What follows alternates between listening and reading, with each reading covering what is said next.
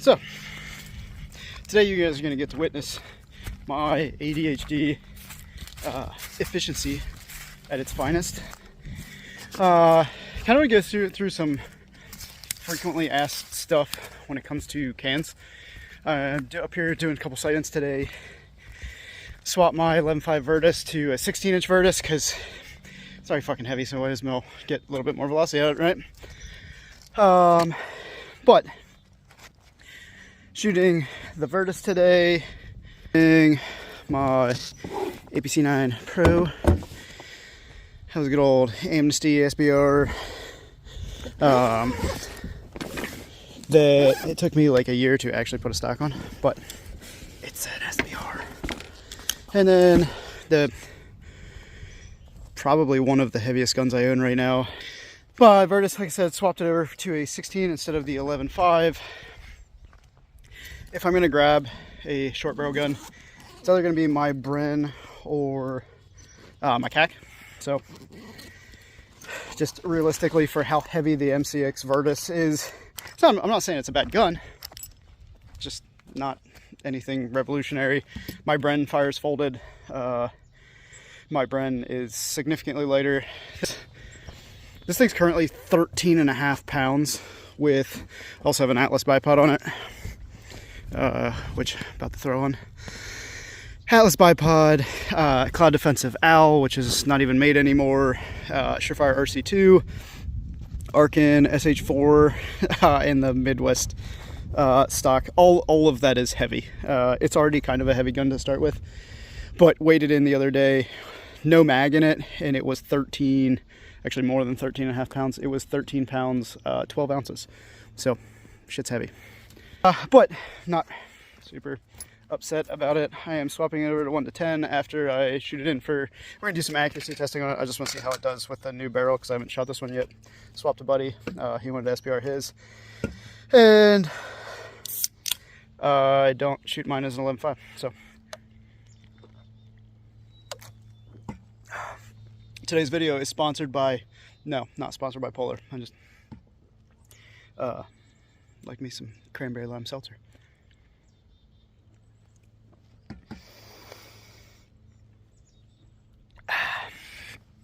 But real topic to get to today, while you guys get to witness my ADHD, is, I mean, you already saw the title, how to silencer. I'm going to talk about some rifle can stuff. This is pretty much only going to apply to rifle cans.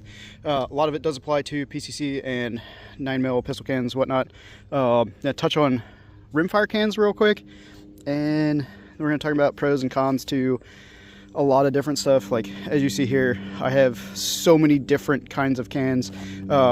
Super budget friendly Turbo T2 and the Enticer LTI. This one's not the super budget friendly version. The L, which is the same can, just in steel, is. The Sandman, why it's an utter turd. Flowthrough, Otter Creek, and how they have some awesome bang for buck stuff. But yeah, let's get into it. So first off, what's kind of prompting me to start this whole thing, the silencer 4x4 wait times are, I'll say, ridiculously fast right now. Should there be any wait time at all? No, obviously we're not going to argue that. But the silencer industry right now is completely swamped. And because of it, a lot of companies can't keep up with demand right now because there's all these people who are like, I never bought a can because, you know, I'm not waiting 6 months, whatever. Well, if you had done it before, you probably already would have had your can for like 6 months or 2 years and you'd been using the thing and actually training with it, but whatever. Because of these super fast turnaround, there's so many people getting into cans, and a lot of people are making first-time mistakes because they haven't been in the industry very long, or this is their first can or whatever. When I say first can mistakes, this is it. This was my first can purchase. This is the Dead Air Sandman S. This realistically does just about nothing really better than plenty of other options on the market. It's relatively expensive. Reason I'm saying relatively expensive, no, it's not PTR or CAT, Combat Applications Technologies, prices, but I think still 850 bucks. Locks you into a stupid mounting system. Isn't really that quiet and is pretty heavy. It's like 17, 19, 20 ounces, something like that. Trying some hood rat things for fun. But the Sandman, Dead Air's had a bunch of, we'll say, quality control, and a lot of people are going to say, oh, well, it's user error. Well, if it's user error, why does it keep happening? Rearden, you know, all these other companies aren't having those user errors. So either A, fix the system so it doesn't have user error, or get rid of it. Chemo, this adapter is, as you can tell, welded into the can, so you can't swap this off without sending your can out for machining. I want to say Echo Machine does convert these to hub, which is kind of cool. I might end up doing that down the road, just because of how big of a pain in the ass it is to sell a silencer secondhand. You have to do paper form for a whole bunch of paperwork. Just kind of annoying and not really worth the hassle. To me, swapping this to hub thread would actually make it a little bit more useful in my eyes, because then it would just live on like my 10.3, just because it is a fairly durable can. These things are made out of stellite and Inconel. Super, super durable, but because of that, they Dead Air kind of went with a, hey, let's just make it a little bit bigger of a bore solution. I swear I just saw a baffle strike on this thing. Nah, it's just the clips. Cool. So you guys know, clipping, it's going to be impossible to basically show clips if you look down through this guy. Try if I get the light lined up. But basically, if you look, it's not a perfect circle down through there. I'm sorry, I'm just going to keep fighting this thing. There it is. So if you look, it's kind of oblong down in there. Basically what they drill essentially one big circle down through the can, and as they're doing that, they then come back through and cut, like, drill / mill a tiny little notch out of the side. What that does is, as the gas is flowing through there, it kind of hits that cutout and it makes the gas divert and a bunch of turbulence and magical bullshit. Does actually make the can quieter, allegedly. But there's not really any like issue with it per se, but we have a lot of customers that are like, oh my god, I had a baffle strike on my can, or like, dude, my can showed up and it's already got a baffle strike through it. Look at all these baffles are hit. That's not a baffle strike. You would know because there would be like a giant chunk and it's deformed. If you look, all of the baffles are uniform. Obsidian 9, APC 9 Pro. This is Spear 147 grain Lawman. This thing's super fun. I do really enjoy this thing. It was kind of expensive, so I don't know that I would say like, I don't know what I call it, like a waste. It's fun, but it's louder than my MP5. A little punchier than my MP5. The magazines are rather expensive. These are actually the KCIs, which if you do have one of these guys, grab some of the KCI mags. They're cheaper than the BNTs. They're a little bit more readily available. Yeah, pretty much cons. They also have a metal flea lip. So the original BNT mags are just plastic lips. They're unfortunately incredibly fragile.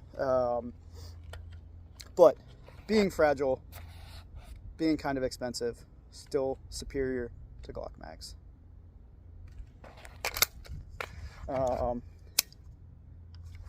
have to check. So zeroing this guy today, threw the DD irons on there because it's a PCC. Like, that's not my defensive go-to. It's a range toy. It is what it is.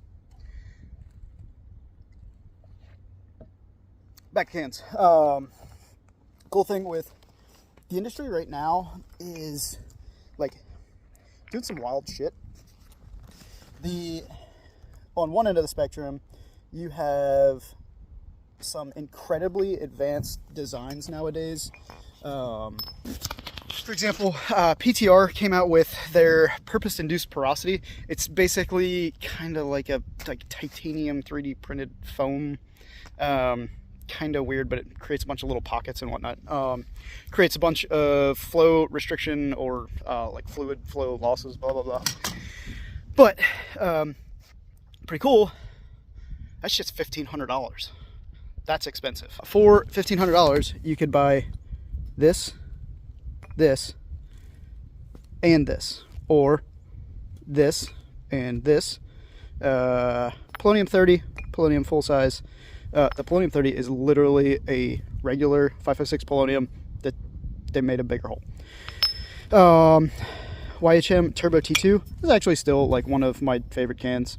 It's durable, it gets the job done. It's 3 or 4 ounces lighter than the polonium. Doesn't quite compete at the muzzle, but it's still a pretty high performer for what I paid was $450 like 2 years ago.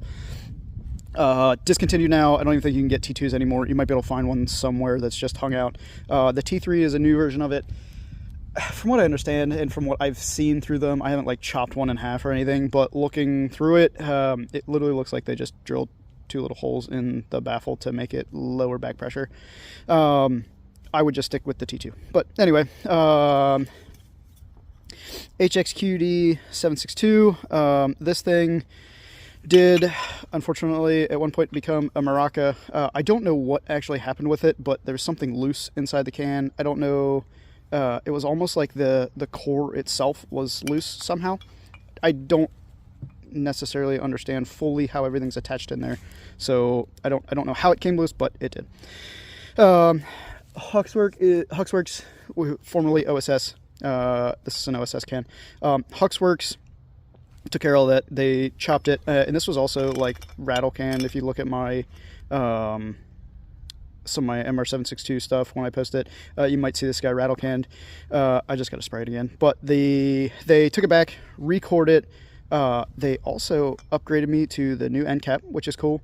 I didn't ask for that at all. They just removed the other one and put the new one on, which is nice. And then they re-Cerakote it. So, and I've already like fucking shoot it up again. But Dead Air Sandman S. This is the mill. They're calling it like a contract overrun. They just fucking Cerakote it. Damn. And then this is the Diligent Defense Enticer LTI. This is like $860, or $865, but it's a very high performer. So I want to say this is still like top 5 for 308 on a bolt gun. It also does very well on 300 blackout. Comparatively, yes, there are other cans that beat it, but for the price you pay, there's not really anything on the market that really does it much better. Like, my other thing is the 300 blackout versus 308. Supersonic rounds are already louder. So supersonic rounds, being that they break the sound barrier, there's a crack. I don't know if you guys got that, but there's a turkey back there.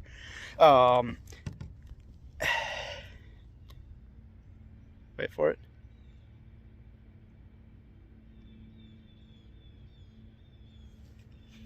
If I can actually see him. Yeah, turkey's doing some hood rat stuff up there. Turkey hunting is some of my favorite hunting, just thanks to the military. I haven't been able to hunt the past couple years. But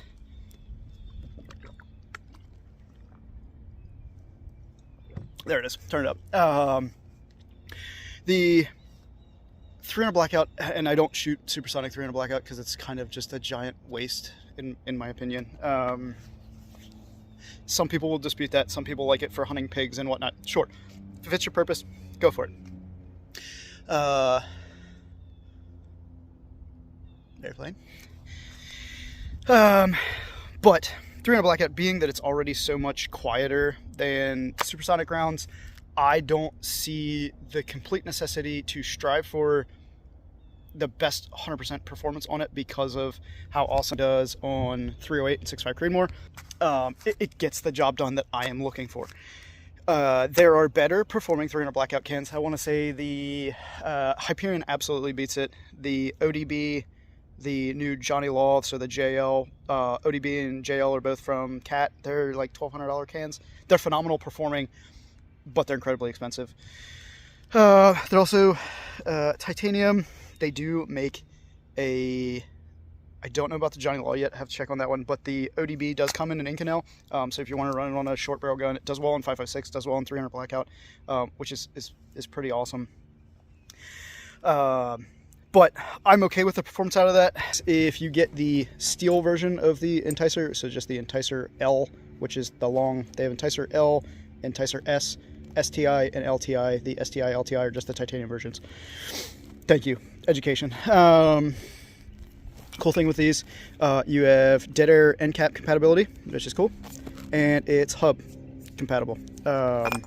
Does great on bolt guns. I run it on my 300 blackout bolt action, and it is stupid quiet. It's just inherently going to be quieter. An AR-15, you don't have an action cycling with a bolt action or lever gun, so there's less sound.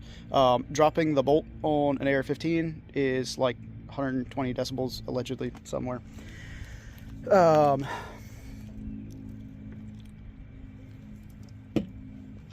gets the job done for what I'm looking for.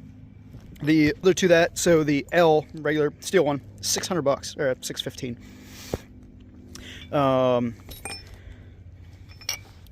So point being, YHM, they've keep bumping their prices lately. They kind of had a, we'll say, shit fest with their service / warranty thing. All of the YHM fanboys, I guarantee, are about to jump in the comments and make a bitch section, but don't care. They basically came out a couple years ago and said, like, oh, we have a no BS warranty, whatever it is, we'll take care of it. Which is pretty similar to most of the industry, to be honest. Especially the smaller companies are just going to take care of it pretty much no matter what. Silencers are lifetime investments, so like it's nice to see companies that back that. Following that, YHM, basically somebody tried to send in a can and they had a baffle strike or something along those lines. I don't know if it was chemo induced.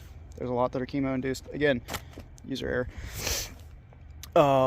But they basically came out and said, well, we'll do it this one time, but that's not our policy. They got a ton of backlash, and then they basically said, well, like, if you do anything else in the future, you're gonna have to pay $200 or whatever to get it fixed. Which, honestly, for God damn it! All right, we're back. Yeah, so got a bunch of backlash, and the whole industry. I don't say the whole industry because, like, the YHM, like, super fanboys, they're just rage, got all pissed off and was like, oh, that's 100% normal. It's not everybody's policy. So then shortly thereafter, they're like, nah, that was a misunderstanding. We got your back. So I kind of don't really like companies that like change their mind on things. For example, like lifetime warranty or shit. Please don't be dumb and break your stuff intentionally, but like if we build you a gun, we warranty it, we take care of it, and that's our promise. Now we're a small shop, so if something happens to us, it's unfortunate, but I won't be able to warranty it if we go to business. Who knows? I'm also making a bunch of changes right now, so we'll see. No idea how long I'm going to be at the shop, just due to getting out of the military and potentially relocating, but we're looking at jobs and whatnot, so all that magic. But end of the day, their warranty change and their change in stance kind of got them some backlash, which is pretty normal. Like, oh, you told your customers you have this fantastic warranty, and then you changed your mind. Well, that's gonna come back to bite you. Granted, yes, their cans are pretty cheap, which is nice. But if you look at their designs, it's not anything magical. They're just regular, like, baffle-based cans. There's no, not doing any magical, like, titanium, 3D printing, whatever. Their cans are not that expensive to produce. I guarantee it. I'm sure they're making a ton of money because they have a standard design that they go with, and it's cool. It works, gets the job done. It's pretty, like, cost effective, but they did it to themselves. But anyway, because of that, got a little bit of blowback. But on the flip side, you got all these super, I'll say, like, cost-effective. I'll say cheap. I'm not saying they're cheap in quality; they're just cheap in price. Everybody loses their mind when you call something cheap, and they're like, "You're saying it's garbage." I'm not. It's just, it's a cheaper price. That's what cheaper means. But you have on one end of the spectrum, incredibly high-performing cans like the Otter Creek Polonium, the Diligent Defense Enticer, that are very attainable and pretty high-performing. But on the flip side, you have some like engineering voodoo magic coming out of companies like PTR, and like, who saw that one coming? Like, nobody. Which is pretty cool. I dig it. I don't care who makes the product for the most part, except for Q. I don't support Q. Sorry. But for the most part, a smaller company wants to come out with something cool and new, and it's a high-performing product. By all means, cool. But you have PTR and Cat, who's, that's kind of a weird one because they're kind of taking a lot of sales like directly from CGS, because the Johnny Law is going to be pretty much a direct competitor to the CGS Hyperion, which is, if you're not familiar, they're about $1,100. Full titanium can, but it's got some wild 3D printed baffle technology, and they use I don't remember if it's the Hyperion technology or Helios technology, whatever, it's one of their names. Basically has an outer flow region, kind of performs somewhat like a flow-through can, but then it's sealed at the end, so it uses that flow-through technology to mix kind of in the middle, create a bunch of turbulence, and make it quieter. That can is a industry leader in supersonic performance and subsonic performance, and in the grand scheme of things, $1,100, $1,200-ish bucks now is not like that outlandish. Surefire RC3, I sold mine, by the way, $1,800. The PTR Vent series, they're like $1,500, $1,400. CAC, or I'm not even going to that. But you have some pretty pricey stuff that is doing some pretty advanced, has some pretty advanced characteristics to it. But then you have super like price friendly stuff. Rimfire cans. Rimfire is honestly one of the funnest, coolest, and cheapest ways to get into suppressed shooting. I have a Road Hunter and an Oculus 22 for my 22s. They are phenomenal cans for what you pay for them. The cool thing is with 22s, a lot of those cans are going to be in the $400 range, which a lot of people are like, yeah, that's so expensive. Okay, well, guns are in general, and stuff's getting more expensive. But the Oculus is a steel modular can. The Road Hunter for mid $400 change is it's a full titanium can, which is awesome. You're getting a lot of quality there, and it's incredibly lightweight. But at the same time, it's not incredibly expensive. Like, typically when you look at titanium cans, they add typically a couple $100 in cost comparatively to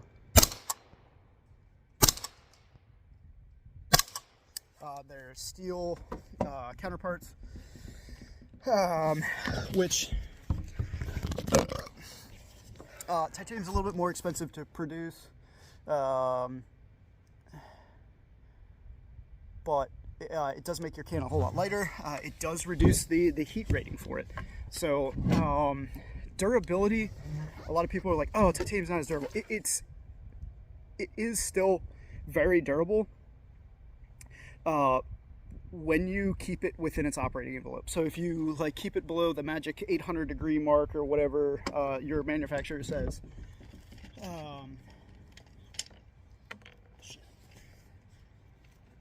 it is going to still perform well, still last a long time, but it's just something you need to be aware of, that you can't just like grip it and rip it on a 10-inch gun with a titanium can. You're going to damage the can eventually. But Kentucky windage sighting in the BNT right now.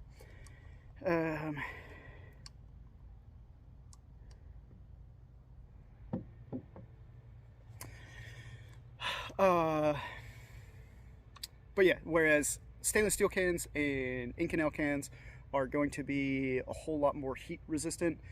Like the Otter Creek Polonium, again, $520, and the thing is a tank. It's rated for down to, I think they dropped the rating now down to 7.5 inch rated full auto, which is wild. That's for 5.56. If you have a 7.5 5.56, personally, in my opinion, you're dumb. But we're here nor there.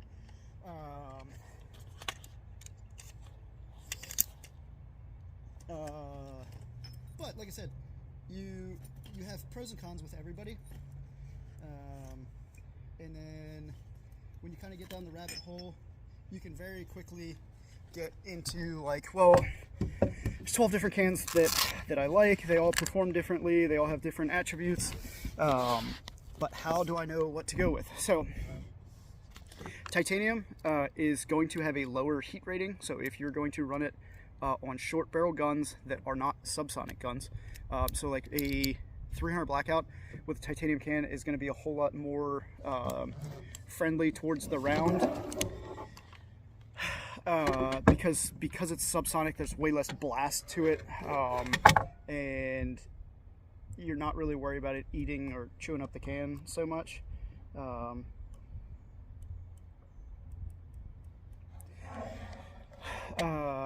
But you make sacrifices for that. So like, on one hand, yes, you are dropping the heat rating on the can getting titanium, but the weight difference is huge. My enticer for being one of the bigger cans on the market is without the end cap and the hub adapter, like sub 10 ounces, which is pretty wild.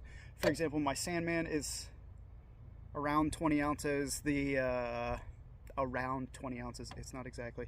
RC2, again, 18 or 19 ounces, I think, 17 ounces, something like that. Way heavier, and that is potentially quieter. It's also a 30 cal can. Whereas the RC2, now it's a whole lot more durable, but and like heat wise, you can just fucking do mag dumps, who cares? But again, we're talking super attainable price versus the Surefire you get bought into magical mounting systems. And next segue into mounting systems. So a lot of companies now are going the way of the hub threading, which is kind of like the industry standard. What that is so these are all pretty good locked in there. I don't use lock, just torque the shit out of them. But so this little guy is called an Atlas, made by Reardon Manufacturing. Works with their mounting system. So the cool thing is, the Polonium is a 5.56 can, but it's actually got a 6mm bore, so you can shoot like 6 arc, 6 Creed, 6 Max now through these guys. But it comes with a half 28 direct thread. 6 arc and 6 Creed, for the most part, are going to be 5/8 by 24 thread, so you would have to swap the adapter. What this allows you to do is their muzzle devices, whether that be 5.56 or 30 cal muzzle devices, the thread on the outside, it is somewhat QD.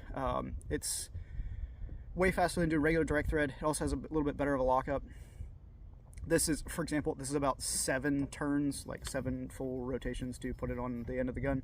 Whereas the standard threads, you're looking at like 15-ish threads, depending on what the thread pitch is, to spin it on. This also has a, I don't know if you guys are going to be able to see it, but there's a little taper in there in front of the threads, which helps lock it up a little bit better. You get a little bit better, we'll say, return to zero or repeatability where the can actually locks up, which helps maintain your accuracy. And so take the can off, put it on another gun, put it back on this gun, it's going to return to the same spot and help maintain your zero. Huxworks, all of their cans except for all of their rifle cans except for the new Ventom are going to be their proprietary mounting system, which they have it engineered into the cans. The cans are going to perform better because of it. But their muzzle devices basically start to pre-spin the gas as it comes out of the barrel to work better with their flow-through technology.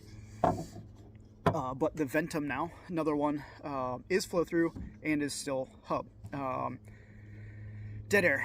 They have Chemo and Xeno. Xeno, not 100% sure. I gotta dig on this one a little bit more. I don't know, it was just kind of the backlash against dead air, but the Xeno system is pretty solid. It's nice because it's reverse threaded, kind of like the Huxworks cans are. The nice thing is this is just hand threaded on, but it's left hand thread to install it on the barrel, which what that does is as you shoot it, it locks it onto the muzzle device, and when you go to take it off, you're going in the normal tightening direction, so your muzzle device is never going to come off the barrel while you're trying to take this guy off. So it's nice.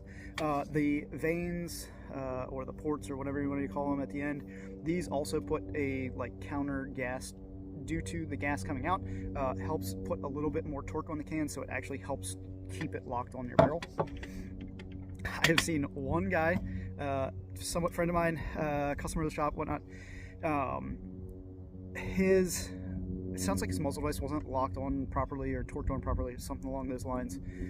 Shot a couple mags through it, was perfectly fine, and then of course the last mag of the day, this started to walk. What this actually did was the muzzle device, because this is like counterclockwise onto the muzzle device, what that did was actually started to back the muzzle device off the gun, which is kind of weird. I've never seen it besides this one. Probably the muzzle device probably just wasn't torqued on or something properly, but I've never seen it besides that. This actually came off. I don't remember if he had a baffle strike or not, or just the end cap strike. But like I said, Huxworks, awesome warranty. They'll get you taken care of even for dumb stuff like that. But Chemo, this adapter, so if you can get a hub version of the Chemo adapter to put in something like a polonium, leaves and wendigos and stuff, you can buy one of these adapters to put in this can. Just the adapter is $250. Comparatively, this Atlas adapter is 90 bucks. They make them in titanium or a longer version. If you have something like a the Liberty Precision Machine Anthem, the Anthem has a much shallower blast baffle, just kind of their design. So if you run a long muzzle device, one of the long rear end muzzle devices with this adapter, your muzzle device will actually hit the first baffle. They make another one called the XL, which just basically extends it a little bit further out the back of the can. So instead of being about a 1/4 inch long, it's about a 1/2 inch long. So it's just about here, or maybe an inch long, whatever. But it backs your muzzle device out of the can a little bit to prevent it from actually making contact with that blast baffle. Now, kind of one way to combat that is using a shorter muzzle device. They also make, I don't remember if it's the Zilch or the Zero Delta or one of those. They have one that is basically like a glorified thread protector that goes on your threads but doesn't add any additional length to the barrel like a regular muzzle device would. But this is 90 bucks. Muzzle devices are 80 to 90 bucks, kind of depending on what you go with. The rear end system is compatible with Plan B. Liberty Precision Machine has some. I want to say just saw an update on Revival Defense. They have some. Ford Controls Design. Like all of these companies make muzzle devices that are compatible with the Atlas and the Plan B system. Again, so now you're looking at muzzle device and the adapter, and we'll say hypothetically we throw another muzzle device in there. You're at 90 bucks for the 3 of those each. You're at like 270 bucks for the adapter and 2 muzzle devices to be able to throw this on a, say, a 5.56 gun and your 6 arc. Whereas this guy, if you do the Chemo, just the adapter's 250 bucks. So now you're at pretty much the same price essentially. But now you don't have any muzzle devices, which the muzzle devices are also typically more expensive. Just the straight dead air ones I think are like 80 or 90 bucks. But then most of the other ones, the Ford Controls, Landtech, all of those are 100 bucks and up, so you're going to spend more money on the muzzle devices as well. The system's also pretty damn heavy, so you're adding a couple ounces more. Again, in the grand scheme of things, not the end of the world, but these little things keep adding up on why not to use Chemo. It's kind of annoying that they still make the Sandman only chemo. I think if they just made it hub compatible, they would sell a whole lot more of them. Again, not the quietest thing in the world. The chemo system is also not immune to backing off. We've seen plenty of them happen. My brother-in-law had a end cap strike at when we were up at Ridgeline up in New Hampshire, taking a couple shots. Instructor called him off. He was shooting like 4 or 5 feet low at 100 yards, had him double checked, and sure enough, end cap strike. Now, don't know if it's user error because he had taken it on and off a couple times. Don't know if it's locked down properly, but again, the question is there. It comes back to like the P320 thing. Maybe user error or holster error or whatever, but like, why does it keep happening? At this point, at some point, you have to say, okay, maybe there's something wrong with our product. We need to change the design to make it more user-friendly or less likely to have a user error. This system, you just screw it on by hand, tighten it down by hand, and you're set. There's something going on with these chemos. The other thing is, there's supposed to be like a ratchet. Kind of annoying because dead air will, if you call dead air, they'll say, well, like it's normal for that ratchet to go away. Well, that means that your ratcheting system or your collar system is losing durability. It's not holding up to use. This can probably has less than 1,000 rounds through it. I don't use it a ton. The only reason I basically still have this can is A, it's a pain in the ass to sell cans, and B, I have an AK with a really shitty alignment. This is one of my only cans that, based off of the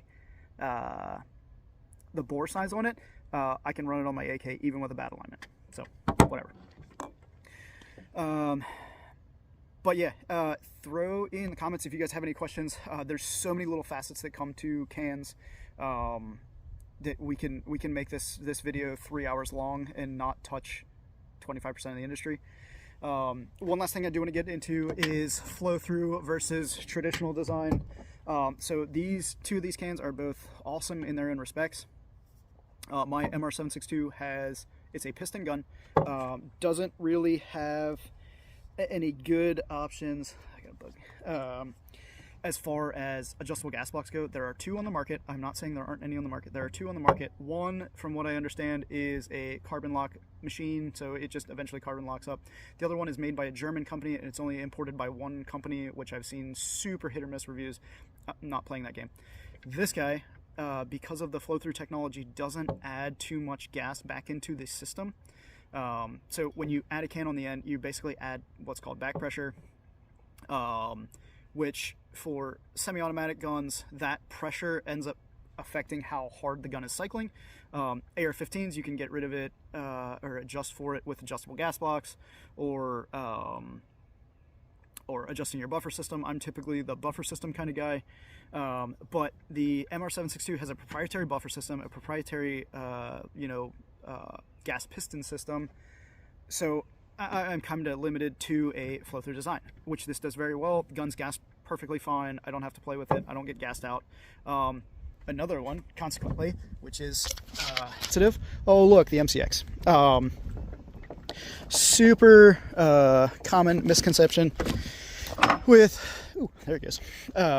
Super common misconception with the MCXs is people say, like, oh, well, it's got an adjustable gas block.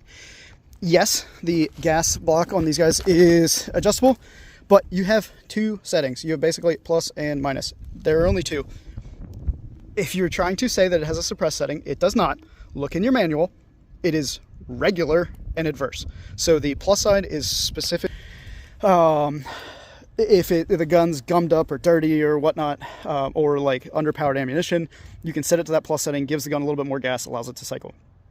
The reduced gas setting is the regular setting that you use with normal ammunition. Because of that, and there are apparently some like, you can get a different regulator or port or whatever from SIG. There's not really much out there, so it is something I want to dig a little bit more into to see if there's one that kind of helps a little bit. But they're really not that adjustable, and these guns are incredibly gassy. Still have in the 16-inch configuration We'll see if the 16 is as gassy as my 11.5 was, but my 11.5 with the RC2, pretty damn gassy. So this is another one that might end up getting a flow-through can eventually. I'm probably going to buy a Huxworks, either a Flow 556 or something along those lines. I already have the HXQD 762, but that might go on here. Downside, it's a big heavy can. But yeah, so those big, like high pressure, such as the Enticer, very high back pressure can. With that, that's gas sensitive, like a 6 arc. They're inherently kind of gas sensitive, or piston guns that don't have the tunability or whatnot. You can end up having a bunch of issues, premature wear, whatnot. So they all have pros and cons. A properly tuned high pressure can actually be quieter than something that's flow through. The problem with the flow through is you're sending just all of the sound and gas out the front.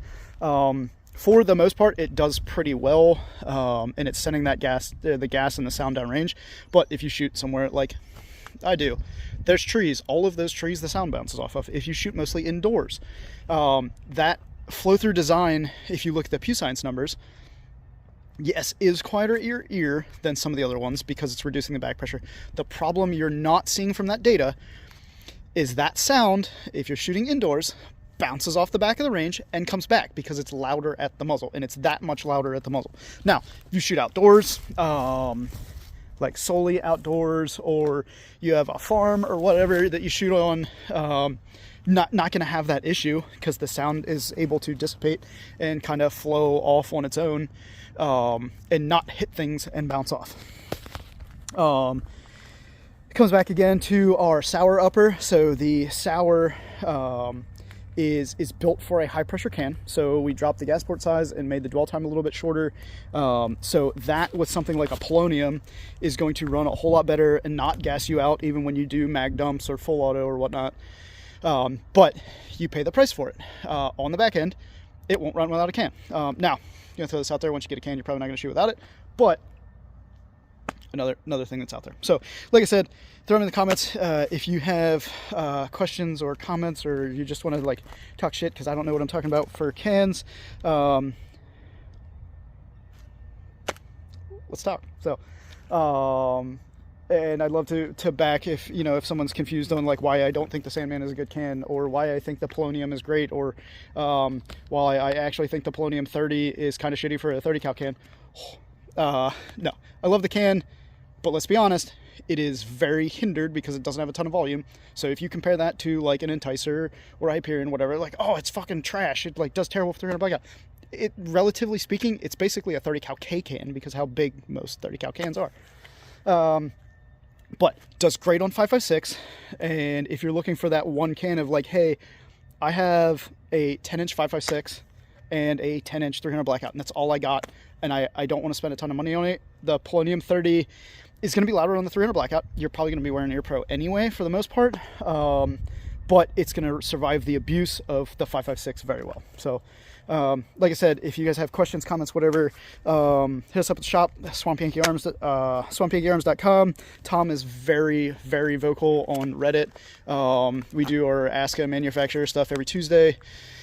Keep up with that. Tom also does a really good job updating like what cans we have in stock, and whatnot. So shoot us a message, comment on here, and if you haven't already, subscribe.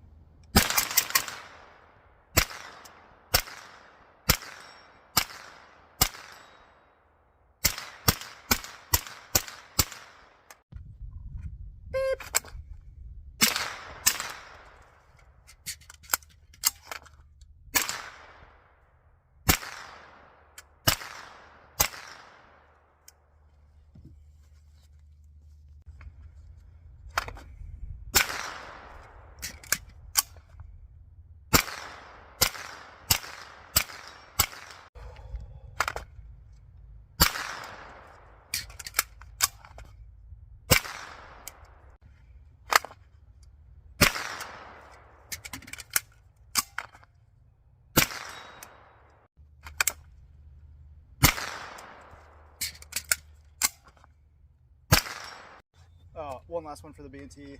First one's gonna be 115 grain, then it's gonna be 147, so you guys can hear the difference. Obsidian 9.